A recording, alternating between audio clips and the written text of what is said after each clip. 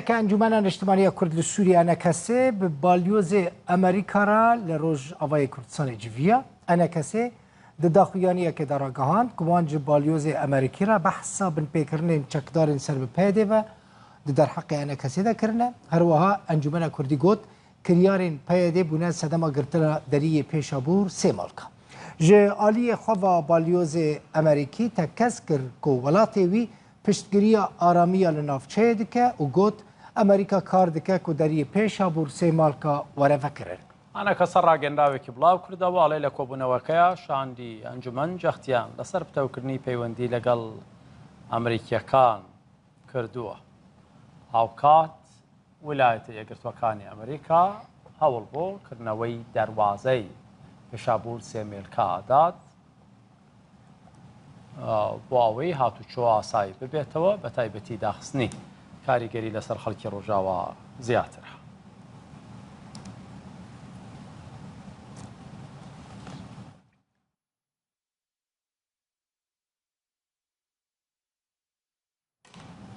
لقل فيصل يوسف اندامي دستي انجمني اجتماعي كردي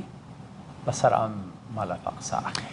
كك فيصل شفباش بخيراتي وإيرو باليوزي أمريكي ديت ونلقى باليوزي أمريكي جيفيان وبحثات شكر سباس يعني ما باليوزي أمريكي ديت جبرجو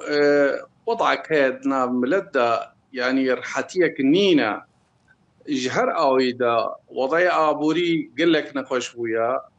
خلق بيهتر بريخوا ددي بدركتني دا مالبات يعني خور تمام يعني وضعك هاي حدكي مثلا ورقة سوري نما يعني جفكتيا اواغو اود بيجن عم بيشتغرتنا آراميت كان يا استقراريت كان الفيدا فراغو اولي مجوارغو بيشتغرتنا يتكن بس اريكاريا بخلكيره في برنجا كي بي هاي حدكي نما اوضاعي خلكي قلك خرابونا بسر تمامي دجي يعني ابن بيكرين جود بن بدر حقا خلكن انجمنان اجتماعي كردي وبيشتغيري وينا جاليه هناك جروبن بدا باديفا بيهتر يعني دهيليجو نرحتيتشي بلجم خلكي وبري خبتن دركتني يا بيهتر خراب تربو درجه اي سيمال كاب واليه فيش خابور بيشتوي ريشاغو السر بريتشيبو وهاتا قرتن كسي نخواش كسي قوت شونش بو مسألة حتى هفديتن القنصليات التمامي تشتي بيوستيه جو اي بازرگاني جود هاتن او جي روجا دي تري نرخيوا بهاد بي واوضاع قلكي خرات بن ما افغان دي دا السرتا كسكرنا ماجيرا انه ام تخوازن بيوانديل قال امريكا جبر قول فيها رميا ام جي وك انجمنان اجتماعي كردي بيكاتك سركا وقوا ونزانن ام تخوازن تكليه ما واخوش بن وينال سروينا تكسكر قو ايما هر وقت يامي بيش قرتنا في آرامية بكن وأبناجي أرمانجي مجروجة أولا أمين هاجي بكن أب مسألة قوند بيجن بن بيكرني قوند السرد سكنن هناك جي بري مقهان نو إيرو جي أميل سرو أب سكنن قو چار سر ببن مسألة سينور أو درگه جي قو أمي آلية كردستان عراقي معلم دايواو إيفرجي أم تخوازن ريكي ببينن قو أو درگه دمك نيزيك دفبي برنگكي گودوری مسئله سیاسی که تنیج بو مسئله انسانیش بو مسئله عبوری تشتیولو اف درگه فکری بمین يعني تاريخك ديار يعني جو بربرسي امريكي جواره وها ديار كركو كنجي يعني احتمال داري ورا فكرن نا تسوزي يعني بيجن فلان وقتي دا نا ديار نبو بس جو امسرت شغلن وقت ما جي فيمكر جرنجيه كيدنا في موضوعي والسرتي شغل عندن الفرجي تي شغل عندن والهرمي كردستان عراقي جي جرنجيه كنا هندك باشا لسر ديالوجا و بيانك كاك فيصل هوني كان جاره كده دست بدانستان نابكن ها وهذا ما تقول بالوزي امريكي ورا بالوزي امريكي ورا هون هر دو آلیل بنده بالوزي امريكي بونه و بالوزي امريكي هات هوني كاس كان دست بدانستان نابكن بله باليوزي امريكي وقتی گوهات بری 25 روزا يعني بنشان بازده مها شوي امبير رونشتن و جو يعني ام خدين جوي ديكومنتا جو ما مذكري وكاك مظلوم انه او تشتيجو بن بيكرين هو ببن او تشتيجو ملف كري جوي ام جارك دي هولي بقرن دمك نيزيك دام خلاص بكن جي مخابنيه نفسها بشتي بروكي اف مساله افي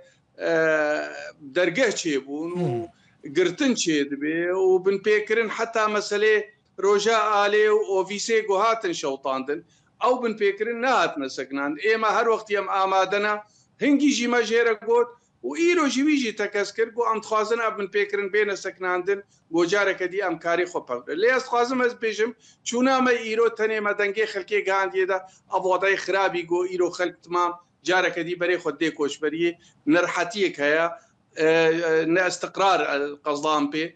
وابن بيكرني دبن بيتر وضعي خلقي نرحتي دي خلقي كاك فيصل تشتكيدا مثلا اف چند روجن تركيا هريمين كردي بمباباراند كي اجي توباراند كي مثلا كوباني اف چند روجن سرهفتين توباران كرن لآلية زرگان تركيا وچكدار ايرش دكن امريكي هلواستوان چنل سروان ايرشان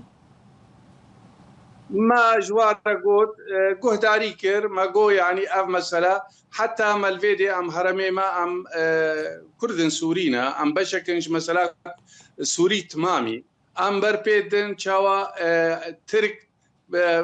ریزگرتنش وی هرمي مرا بکن قاسی گو ام جی وقت بیجه ریزگرتنش وی سینوری را بکن و نرینا ما سیاسی دا هفبش بحاضریا و وک امریکان جی اف جی یک تشتی گود بی خلق جهه خطرت كبي كسيس فيلد دبنا يعني كفنا دبنا ضريبات دينن ونرولك يبليزن قوبي مسألة ونكاربن ريكي جيرا بين قوتن يعني إما